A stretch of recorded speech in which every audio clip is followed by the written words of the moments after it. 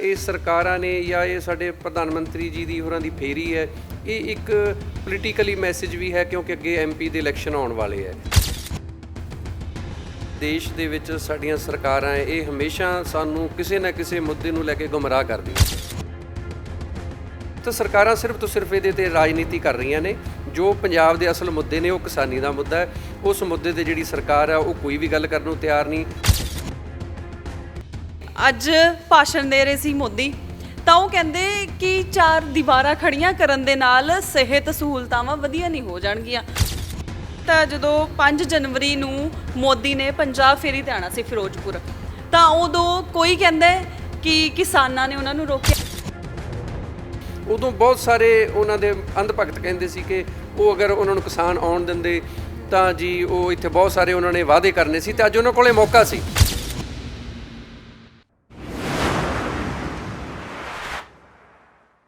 Scroll Punjab ਵੇਖ ਰਹੇ ਸਾਰੇ ਦਰਸ਼ਕਾਂ ਦਾ ਮੈਂ ਸਿਮਰਨ ਅਗਰਵਾਲ ਸਵਾਗਤ ਕਰਦੀ ਹਾਂ। ਜਿਵੇਂ ਕਿ ਅੱਜ ਸਾਨੂੰ ਸਭ ਨੂੰ ਪਤਾ ਹੀ ਸੀ ਕਿ ਦੇਸ਼ ਦੇ ਪ੍ਰਧਾਨ ਮੰਤਰੀ ਨਰਿੰਦਰ ਮੋਦੀ ਅੱਜ ਪੰਜਾਬ ਫੇਰੀ ਤੇ ਸੀ। ਅੱਜ ਜੇਕਰ ਗੱਲ ਕਰੀਏ ਤਾਂ ਇਸ ਸਾਲ ਦੇ ਵਿੱਚ ਉਹਨਾਂ ਦੀ ਜਨਵਰੀ ਮਹੀਨੇ ਤੋਂ ਬਾਅਦ ਪਹਿਲੀ ਫੇਰੀ ਸੀ। ਤਾਂ ਇਸ ਟੌਪਿਕ ਤੇ ਚਰਚਾ ਕਰਨ ਦੇ ਲਈ ਸਾਡੇ ਨਾਲ ਜੁੜ ਚੁੱਕੇ ਨੇ, ਆਪਾਂ ਕਹਿ ਸਕਦੇ ਹਾਂ ਉਹਨਾਂ ਦਾ ਕਿਸਾਨੀ ਮੋਰਚੇ ਦੇ ਵਿੱਚ ਵੀ ਬਹੁਤ ਵੱਡਾ ਜਿਹੜਾ ਉਹਨਾਂ ਦੇ ਸਾਥ ਦਿੱਤਾ ਕਿਸਾਨਾਂ ਦਾ ਵੀ, ਤੇ ਇੱਕ ਸਮਾਜ ਸੇਵੀ ਵੀ ਨੇ। ਸਾਡੇ ਨਾਲ ਜੁੜ ਚੁੱਕੇ ਨੇ ਇਸ ਟਾਈਮ ਹਰਪ੍ਰੀਤ ਸਿੰਘ ਜੀ। ਜੀ ਸਰ, ਸਤਿ ਸ਼੍ਰੀ ਅਕਾਲ। ਸਤਿ ਸ਼੍ਰੀ ਅਕਾਲ ਜੀ। ਵਾਹਿਗੁਰੂ ਜੀ ਕਾ ਖਾਲਸਾ, ਵਾਹਿਗੁਰੂ ਜੀ ਕੀ ਫਤਿਹ। ਸਰ, ਜਿਵੇਂ ਕਿ ਅੱਜ ਪੰਜਾਬ ਫੇਰੇ ਤੇ ਆਏ ਸੀਗੇ ਪ੍ਰਧਾਨ ਮੰਤਰੀ ਨਰਿੰਦਰ ਮੋਦੀ, ਤਾਂ ਅੱਜ ਉਹਨਾਂ ਨੇ ਆ ਕੇ ਗੱਲਾਂ ਬਾਤਾਂ ਕੀਤੀਆਂ ਲੋਕਾਂ ਦੇ ਨਾਲ, ਬਹੁਤ ਸਾਰੇ ਵਾਅਦੇ ਵੀ ਕੀਤੇ। ਸਿਹਤ ਸਹੂਲਤਾਵਾਂ ਨੂੰ ਲੈ ਕੇ ਉਹਨਾਂ ਨੇ 6 ਮੋਰਚੇ ਦੱਸੇ ਨੇ, ਤਾਂ ਤੁਸੀਂ ਇਸ ਤੇ ਕੀ ਕਹਿਣਾ ਚਾਹੋਗੇ? ਦੇਖੋ, ਇਹ ਇੱਕ ਚੰਗੀ ਗੱਲ ਹੈ ਕਿ ਉਹਨਾਂ ਨੇ ਇੱਕ ਹਸਪੀਟਲ ਦਾ ਉਦਘਾਟਨ ਕੀਤਾ, ਕਿਉਂਕਿ ਆਪਾਂ ਸਾਰੇ ਜਾਣਦੇ ਹਾਂ ਕਿ ਸਾਡੇ ਦੇਸ਼ ਵਿੱਚ ਜਿਹੜੀਆਂ ਸਿਹਤ ਸਹੂਲਤਾਂ ਨੇ ਉਹ ਬਹੁਤ ਪੂਅਰ ਕੁਆਲਿਟੀ ਦੀਆਂ ਨੇ, ਕਿਉਂਕਿ ਬਹੁਤ ਜ਼ਿਆਦਾ ਪੋਪੂਲੇਸ਼ਨ ਹੋਣ ਕਰਕੇ ਸਰਕਾਰਾਂ ਦਾ ਜਿਹੜਾ ਰਵੱਈਆ ਹੈ ਇੱਕ ਆਮ ਪਬਲਿਕ ਦੇ ਪ੍ਰਤੀ ਉਹ ਬਹੁਤ ਜ਼ਿਆਦਾ ਵਧੀਆ ਨਹੀਂ ਹੈ। ਤਾਂ ਉਸ ਸੰਦਰਭ ਵਿੱਚ ਦੇਖਿਆ ਜਾਏ ਤਾਂ ਇੱਕ ਬਹੁਤ ਵਧੀਆ ਇੱਕ ਸ਼ੁਰੂਆਤ ਕੀਤੀ ਹੈ ਸਾਡੇ ਮਾਨਯੋਗ ਪ੍ਰਧਾਨ ਮੰਤਰੀ ਸਾਹਿਬ ਨੇ। ਅਤੇ ਨਾਲ ਦੀ ਨਾਲ ਮੈਂ ਇਹ ਗੱਲ ਜੋੜ ਦੇਣੀ ਚਾਹੁੰਦਾ ਕਿ ਜਿਹੜੀਆਂ ਵੀ ਇਹ ਸਰਕਾਰਾਂ ਨੇ ਜਾਂ ਇਹ ਸਾਡੇ ਪ੍ਰਧਾਨ ਮੰਤਰੀ ਜੀ ਦੀ ਹੋਰਾਂ ਦੀ ਫੇਰੀ ਹੈ, ਇਹ ਇੱਕ ਪੋਲੀਟੀਕਲੀ ਮੈਸੇਜ ਵੀ ਹੈ ਕਿਉਂਕਿ ਅੱਗੇ MP ਦੇ ਇਲੈਕਸ਼ਨ ਆਉਣ ਵਾਲੇ ਹੈ। ਤਾਂ ਜਿਹੜੀ BJP ਸਰਕਾਰ ਹੈ ਇਹ ਕਿਤੇ ਨਾ ਕਿਤੇ ਇਲੈਕਸ਼ਨਸ ਦੇ ਵਿੱਚ ਬਹੁਤ ਜ਼ਿਆਦਾ ਜਿਹੜਾ ਹੈਗਾ ਇਹਨਾਂ ਦਾ ਜਿਹੜਾ ਬਹੁਤ ਅਗਰੈਸਿਵ ਹੋ ਕੇ ਇਹ ਜਿਹੜੇ ਇਲੈਕਸ਼ਨ ਲੜਦੇ ਆ, ਕਿਉਂਕਿ ਪੰਜਾਬ ਦੇ ਵਿੱਚ ਉਹਨਾਂ ਲਈ ਇਹ ਜ਼ਮੀਨ ਤਿਆਰ ਕਰਨਾ ਚਾਹੁੰਦੇ ਆ। ਕਿਉਂਕਿ ਸਾਡਾ ਜਿਹੜਾ ਇੱਕ ਪੰਜਾਬ ਹੈ, ਪੰਜਾਬ ਨਾਲ ਹਮੇਸ਼ਾ ਹੀ ਸਰਕਾਰਾਂ ਨੇ ਮਤਰੇਈ ਮਾਂ ਵਾਲਾ ਜਿਹੜਾ ਹੈਗਾ ਰਵੱਈਆ ਰਿਹਾ। ਆਪਾਂ ਸਾਰਿਆਂ ਨੂੰ ਪਤਾ ਹੈ ਕਿ ਪਹਿਲਾਂ ਅੱਤਵਾਦ ਦੇ ਵੇਲੇ ਸਾਡੇ ਤੇ ਬਹੁਤ ਜ਼ਿਆਦਾ ਕਰਜ਼ਾ ਸੀਗਾ। ਪਿੱਛੇ ਜੇ ਕਿਸਾਨੀ ਅੰਦੋਲਨ ਹੋਇਆ ਉਹਦੇ ਵਿੱਚ ਬੇਸ਼ੱਕ BJP ਸਰਕਾਰ ਨੇ ਉਹ 3 ਲਾਅ ਜਿਹੜੇ ਹੈਗੇ ਆ ਵਾਪਸ ਲੈ ਲਏ, ਬਟ ਜੋ ਉਹਨਾਂ ਨੇ ਸਾਡੇ ਨਾਲ ਵਾਅਦੇ ਕੀਤੇ ਸੀ ਉਸ ਕਾਨੂੰਨਾਂ ਨੂੰ ਲੈ ਕੇ ਉਹ ਗਰਾਊਂਡੀ ਪੱਧਰ 'ਤੇ ਹਜੇ ਤੱਕ ਕੋਈ ਇੰਪਲੀਮੈਂਟ ਨਹੀਂ ਕੀਤੇ ਗਏ। ਜਿਵੇਂ MSP ਸਾਡੀ ਹੈਗੀ ਆ, ਜਾਂ ਕੋਈ ਬਿਜਲੀ ਬਿੱਲ ਦਾ ਸੋਧ ਬਿੱਲ ਸੀਗਾ, ਉਹਦੇ ਵਿੱਚ ਵੀ ਹਜੇ ਬਹੁਤ ਸਾਰਾ ਰੌਲਾ ਹੈ। ਕਮੇਟੀਆਂ ਬਣਨੀਆਂ ਸੀ, ਉਹਨਾਂ ਵਿੱਚ ਸਾਡੇ ਜਿਹੜੇ ਜਥੇਬੰਦੀਆਂ ਦੇ ਬੰਦੇ ਨਹੀਂ ਪਾਏ ਗਏ। ਸਰਕਾਰਾਂ ਦਾ ਜਿਹੜਾ ਰਵੱਈਆ ਉਹ ਪੰਜਾਬ ਦੇ ਪ੍ਰਤੀ ਕੋਈ ਬਹੁਤ ਜ਼ਿਆਦਾ ਚੰਗਾ ਨਹੀਂ ਹੈ। ਜੀ, ਜੇਕਰ ਹੁਣ ਤੁਸੀਂ ਜਿੱਦਾਂ ਗੱਲ ਕਹੀ ਹੈ ਕਿ ਸਿਹਤ ਸਹੂਲਤਾਵਾਂ, ਇਹਨਾਂ ਨੇ ਜਿਹੜਾ ਕੈਂਸਰ ਹਸਪੀਟਲ ਹੈ ਮੋਹਾਲੀ ਦੇ ਵਿੱਚ ਉਸ ਦਾ ਉਦਘਾਟਨ ਕੀਤਾ ਅੱਜ ਮੋਦੀ ਜੀ ਨੇ, ਤਾਂ ਉਹ ਇਸ ਦੇ ਵਿੱਚ ਕਹਿ ਰਹੇ ਨੇ ਕਿ ਇਸ ਦੇ ਨਾਲ ਪੰਜਾਬ ਵਾਲੇ ਵੀ, ਹਰਿਆਣੇ ਵਾਲੇ ਵੀ ਤੇ ਹਿਮਾਚਲ ਵਾਲੇ ਵੀ ਇਸ ਦੀ ਸੁਵਿਧਾਵਾਂ ਉਹਨਾਂ ਨੂੰ ਵੀ ਮਿਲਣਗੀਆਂ। ਕੀ ਤੁਹਾਨੂੰ ਲੱਗਦਾ ਹੈ ਕਿਤੇ ਨਾ ਕਿਤੇ ਜਿਹੜੀ ਅੱਗੇ ਇਲੈਕਸ਼ਨ ਆ ਰਹੀਆਂ ਨੇ ਤਾਂ ਉਹਨਾਂ ਦੇ ਲਈ ਲੋਕਾਂ ਨੂੰ ਲੁਭਾਉਣ ਦੀ ਜਿਹੜੀ ਕੋਸ਼ਿਸ਼ ਕੀਤੀ ਜਾ ਰਹੀ ਹੈ? ਦੇਖੋ ਜੀ, ਆਪਾਂ ਨੂੰ ਵੀ ਪਤਾ ਜਿਹੜੀਆਂ ਸਾਡੇ ਦੇਸ਼ ਦੇ ਵਿੱਚ ਸਾਡੀਆਂ ਸਰਕਾਰਾਂ ਇਹ ਹਮੇਸ਼ਾ ਸਾਨੂੰ ਕਿਸੇ ਨਾ ਕਿਸੇ ਮੁੱਦੇ ਨੂੰ ਲੈ ਕੇ ਗੁੰਮਰਾਹ ਕਰਦੀਆਂ, ਕਿਉਂਕਿ ਸਾਡੇ ਦੇਸ਼ ਦੇ ਵਿੱਚ ਐਜੂਕੇਸ਼ਨਲ ਸਿਸਟਮ, ਹੈਲਥ ਸਿਸਟਮ, ਸਾਰੀ ਤਰ੍ਹਾਂ ਦੇ ਸਿਸਟਮ ਹੀ ਕਲੈਪਸ ਹੋ ਚੁੱਕੇ ਨੇ। ਕਿਉਂਕਿ ਆਪਾਂ ਸਾਰਿਆਂ ਨੂੰ ਪਤਾ ਬਹੁਤ ਸਾਰੀਆਂ ਵੈਕੈਂਸੀਜ਼ ਨੇ ਗਵਰਨਮੈਂਟ ਹਸਪੀਟਲਸ ਸਾਡੇ ਪਿੰਡਾਂ ਦੇ ਵਿੱਚ, ਅਗਰ ਆਪਾਂ ਗੱਲ ਕਰੀਏ ਤਾਂ ਖਾਲੀ ਪਈਆਂ ਸੀਟਾਂ ਉਹ ਭਰੀਆਂ ਨਹੀਂ ਜਾ ਰਹੀਆਂ। ਅਤੇ ਬਾਕੀ ਜਿਹੜਾ ਸਾਡਾ ਹੈਗਾ ਲਾਅ ਦਾ ਸਿਸਟਮ ਹੈ ਉਹ ਵੀ ਬਹੁਤ ਜ਼ਿਆਦਾ ਇੱਕ ਪੂਅਰ ਪੋਜੀਸ਼ਨ 'ਤੇ ਹੈਗਾ। ਤਾਂ ਸਰਕਾਰਾਂ ਸਿਰਫ ਤੋਂ ਸਿਰਫ ਇਹਦੇ 'ਤੇ ਰਾਜਨੀਤੀ ਕਰ ਰਹੀਆਂ ਨੇ। ਜੋ ਪੰਜਾਬ ਦੇ ਅਸਲ ਮੁੱਦੇ ਨੇ ਉਹ ਕਿਸਾਨੀ ਦਾ ਮੁੱਦਾ ਹੈ, ਉਸ ਮੁੱਦੇ 'ਤੇ ਜਿਹੜੀ ਸਰਕਾਰ ਹੈ ਉਹ ਕੋਈ ਵੀ ਗੱਲ ਕਰਨ ਨੂੰ ਤਿਆਰ ਨਹੀਂ। ਕਿਸਾਨ ਜਿਹੜਾ ਪੰਜਾਬ ਦੇ ਮੁੱਦਾ ਨਸ਼ਿਆਂ ਦਾ ਮੁੱਦਾ ਹੈਗਾ, ਆਪਾਂ ਸਾਰਿਆਂ ਨੂੰ ਪਤਾ ਹੈ ਕਿ ਜਿਹੜੀ ਪੰਜਾਬ ਸਟੇਟ ਦੇ ਵਿੱਚ ਬਹੁਤ ਸਾਰਾ ਸਾਡੇ ਯੂਥ ਨੂੰ ਨਸ਼ੇ 'ਤੇ ਇੱਕ ਸੋਚੀ ਸਮਝੀ ਸਾਜ਼ਿਸ਼ ਦੇ ਤਹਿਤ ਲਾਇਆ ਜਾ ਰਿਹਾ, ਕਿਉਂਕਿ ਪੰਜਾਬ ਦੀ ਹੱਦ ਪਾਕਿਸਤਾਨ ਨਾਲ ਬੇਸ਼ੱਕ ਲੱਗਦੀ ਹੈ, ਪਰ ਹਰਿਆਣਾ ਤੇ ਹਿਮਾਚਲ ਦੇ ਵਿੱਚ ਉਹਨਾਂ ਦੀਆਂ ਵੀ ਹੱਦਾਂ ਲੱਗਦੀਆਂ, ਬਟ ਉੱਥੇ ਨਸ਼ਾ ਨਹੀਂ ਹੈ। ਉਹ ਇੱਕ ਬਹੁਤ ਵੱਡਾ ਮੁੱਦਾ, ਉਹਦੇ ਤੇ ਸਾਡੇ ਪ੍ਰਧਾਨ ਮੰਤਰੀ ਜੀ ਨੂੰ ਕੋਈ ਨਾ ਕੋਈ ਬਹੁਤ ਸਟ੍ਰਿਕਟ ਇਹਨਾਂ ਨੂੰ ਅੱਜ ਇੱਥੇ ਕੁਝ ਕਹਿ ਕੇ ਜਾਣਾ ਚਾਹੀਦਾ ਸੀ। ਸਾਡੇ ਕਿਸਾਨ ਰੋਜ਼ ਜਿਹੜੇ ਹੈਗੇ ਨੇ ਮਤਲਬ ਫਾਹਾ ਲੈ ਰਹੇ ਨੇ, ਉਹ ਜੋ ਕਰਜ਼ੇ ਦੇ ਮੁੱਦੇ ਤੇ ਉਹਨਾਂ ਨੇ ਕੋਈ ਅੱਜ ਨਹੀਂ ਬੋਲ ਕੇ ਗਏ, ਕਿਉਂਕਿ ਆਪਾਂ ਨੂੰ ਸਾਰਿਆਂ ਨੂੰ ਪਤਾ ਹੈ ਜਦੋਂ ਜਨਵਰੀ ਦੇ ਵਿੱਚ ਪ੍ਰਧਾਨ ਮੰਤਰੀ ਜੀ ਹੋਰਾਂ ਨੇ ਆਉਣਾ ਸੀ, ਉਦੋਂ ਬਹੁਤ ਸਾਰੇ ਉਹਨਾਂ ਦੇ ਅੰਧ ਭਗਤ ਕਹਿੰਦੇ ਸੀ ਕਿ ਉਹ ਅਗਰ ਉਹਨਾਂ ਨੂੰ ਕਿਸਾਨ ਆਉਣ ਦਿੰਦੇ ਤਾਂ ਜੀ ਉਹ ਇੱਥੇ ਬਹੁਤ ਸਾਰੇ ਉਹਨਾਂ ਨੇ ਵਾਅਦੇ ਕਰਨੇ ਸੀ, ਤੇ ਅੱਜ ਉਹਨਾਂ ਕੋਲੇ ਮੌਕਾ ਸੀ ਕਿ ਉਹ ਪੰਜਾਬ ਨੂੰ ਕੋਈ ਚੰਗਾ ਪੈਕੇਜ ਦੇ ਕੇ ਜਾਂਦੇ, ਕੋਈ ਬਹੁਤ ਵਧੀਆ ਕੋਈ ਇਦਾਂ ਦੀਆਂ ਚੀਜ਼ਾਂ ਕਹਿ ਕੇ ਜਾਂਦੇ ਜਿਹਦੇ ਨਾਲ ਸਾਡੇ ਪੰਜਾਬ ਦੀ ਕੋਈ ਆਰਥਿਕ ਤਰੱਕੀ ਹੁੰਦੀ। ਸਾਡਾ ਦੇਖੋ ਕਿੰਨੇ ਵੱਡੇ ਪੱਧਰ ਤੇ ਪ੍ਰਵਾਸ ਹੋ ਰਿਹਾ ਸਾਡੇ ਪੰਜਾਬ ਦੇ ਵਿੱਚੋਂ, ਉਹਦੇ ਤੇ ਕੋਈ ਇਹਨਾਂ ਦਾ ਪਲਾਨ ਨਹੀਂ ਹੈ ਸੈਂਟਰ ਸਰਕਾਰ ਦਾ, ਕਿਉਂਕਿ ਪੰਜਾਬ ਕੋਲੇ ਰਿਸੋਰਸਿਸ ਬਹੁਤ ਘੱਟ ਨੇ। ਪੰਜਾਬ ਸਰਕਾਰ ਇੰਨੀ ਕਾਬਲ ਨਹੀਂ ਹੈ ਕਿ ਉਹ ਸਾਰੀਆਂ ਚੀਜ਼ਾਂ ਨੂੰ ਇਮੀਡੀਏਟ ਹੱਲ ਕਰੇ, ਤੇ ਇਹਦੇ ਲਈ ਸਾਨੂੰ ਸੈਂਟਰ ਦੀ ਹੈਲਪ ਦੀ ਲੋੜ ਹੈ, ਜੋ ਸੈਂਟਰ ਸਰਕਾਰ ਦੁਆਰਾ ਅੱਜ ਅਸੀਂ ਪ੍ਰਧਾਨ ਮੰਤਰੀ ਦੇ ਇਲੈਕਸ਼ਨ ਦੇਖਿਆ ਸਪੀਚ ਤੋਂ, ਜਿਹਦੇ ਤੋਂ ਸਾਨੂੰ ਨਿਰਾਸ਼ਾ ਹੋਈ ਹੈ। ਜੀ ਹਰਪ੍ਰੀਤ ਜੀ, ਜੇ ਗੱਲ ਕਰੀਏ ਤਾਂ ਜਦੋਂ 5 ਜਨਵਰੀ ਨੂੰ ਮੋਦੀ ਨੇ ਪੰਜਾਬ ਫੇਰੀ ਤੇ ਆਉਣਾ ਸੀ ਫਿਰੋਜ਼ਪੁਰ, ਤਾਂ ਉਦੋਂ ਕੋਈ ਕਹਿੰਦਾ ਕਿ ਕਿਸਾਨਾਂ ਨੇ ਉਹਨਾਂ ਨੂੰ ਰੋਕਿਆ, ਇਸ ਵਜ੍ਹਾ ਨਾਲ ਨਹੀਂ ਉਹ ਪਹੁੰਚੇ ਹੈਗੇ, ਤੇ ਕੋਈ ਕਹਿੰਦਾ ਕਿ ਉੱਥੇ ਇਕੱਠ ਨਹੀਂ ਸੀ ਤੇ ਇਸ ਕਰਕੇ ਮੋਦੀ ਵਾਪਸ ਮੁੜ ਗਏ ਜਦੋਂ ਉਹਨਾਂ ਨੂੰ ਪਤਾ ਲੱਗਿਆ ਕਿ ਉੱਥੇ ਤਾਂ ਕੋਈ ਸੁਣਨ ਵਾਲਾ ਹੈ ਹੀ ਨਹੀਂ। ਤਾਂ ਤੁਸੀਂ ਕੀ ਕਹਿੰਦੇ ਹੋ ਕਿ ਇਹਨਾਂ ਦੇ ਵਿੱਚੋਂ ਕਿਹੜਾ ਕਾਰਨ ਹੋ ਸਕਦਾ ਹੈ?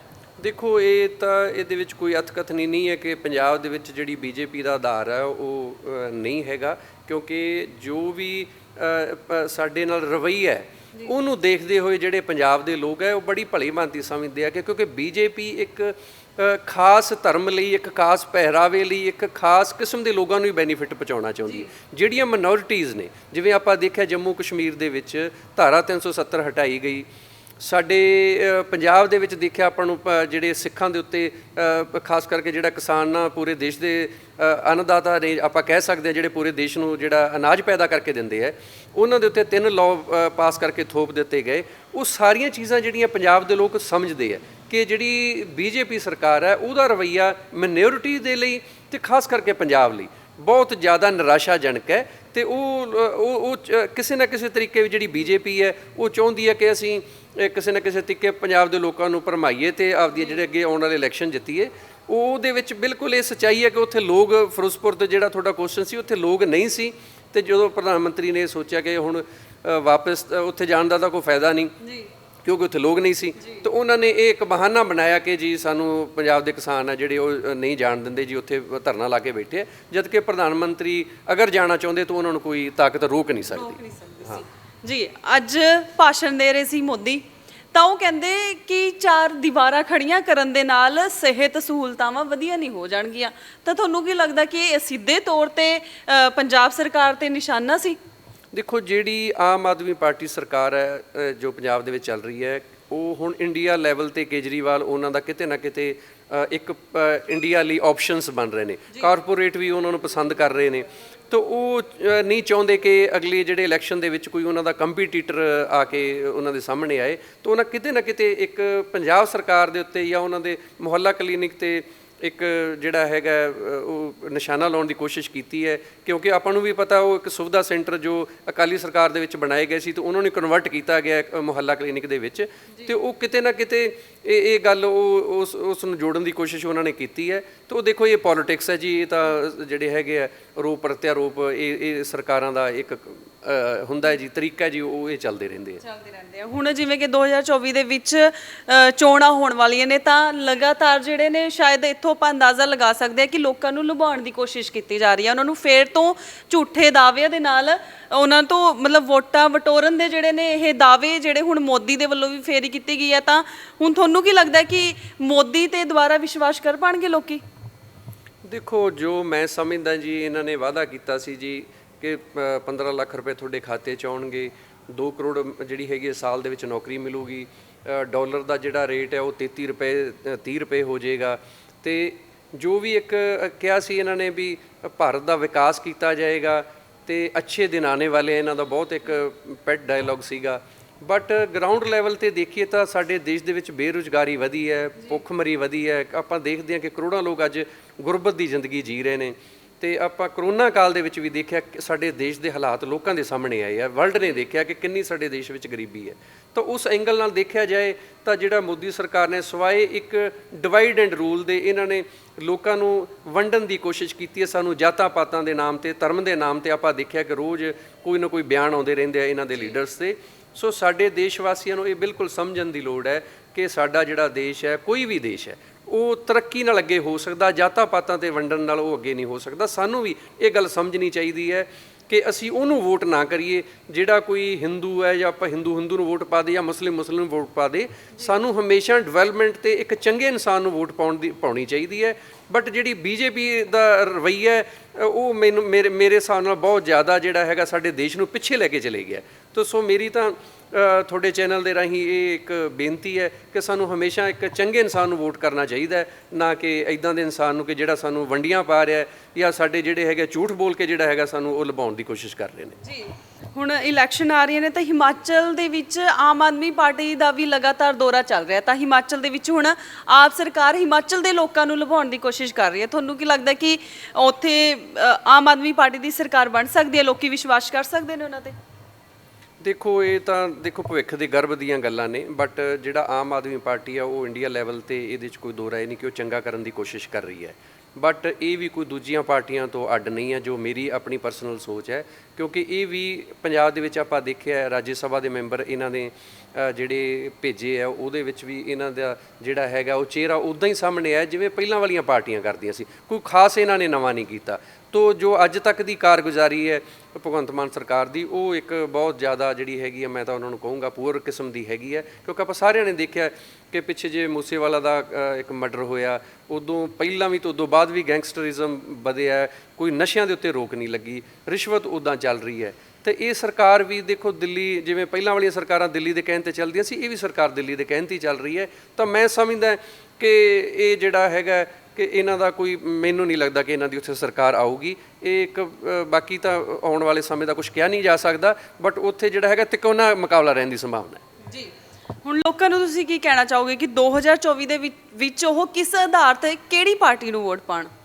ਦੇਖੋ ਜੀ, ਇਹ ਲੋਕ ਸਮਝਦਾਰ ਨੇ। ਮੇਰਾ ਤਾਂ ਸਭ ਨੂੰ ਇਹ ਇੱਕ ਹੱਥ ਜੋੜ ਕੇ ਬੇਨਤੀ ਹੈ ਕਿ ਜਾਤ ਪਾਤ ਦੇ ਨਾਮ ਤੇ, ਧਰਮ ਦੇ ਨਾਮ ਤੇ ਸਾਨੂੰ ਵੋਟ ਨਹੀਂ ਕਰਨਾ ਚਾਹੀਦਾ। ਸਾਨੂੰ ਹਮੇਸ਼ਾ ਉਸ ਇਨਸਾਨ ਨੂੰ ਵੋਟ ਕਰਨਾ ਚਾਹੀਦਾ ਜਿਹੜਾ ਇੱਕ ਚੰਗਾ ਪੜ੍ਹਿਆ ਲਿਖਿਆ ਤੇ ਤੁਹਾਡੇ ਪਰਟੀਕੂਲਰ ਉਸ ਜ਼ਿਲ੍ਹੇ ਨੂੰ, ਕੰਸਟੀਚੁਐਂਸੀ ਨੂੰ ਜਿਹੜਾ ਅੱਗੇ ਲੈ ਕੇ ਜਾ ਸਕਦਾ, ਸਾਨੂੰ ਵੋਟ ਉਹਨੂੰ ਕਰਨਾ ਚਾਹੀਦਾ। ਜੀ ਸਰ, ਬਹੁਤ ਬਹੁਤ ਧੰਨਵਾਦ।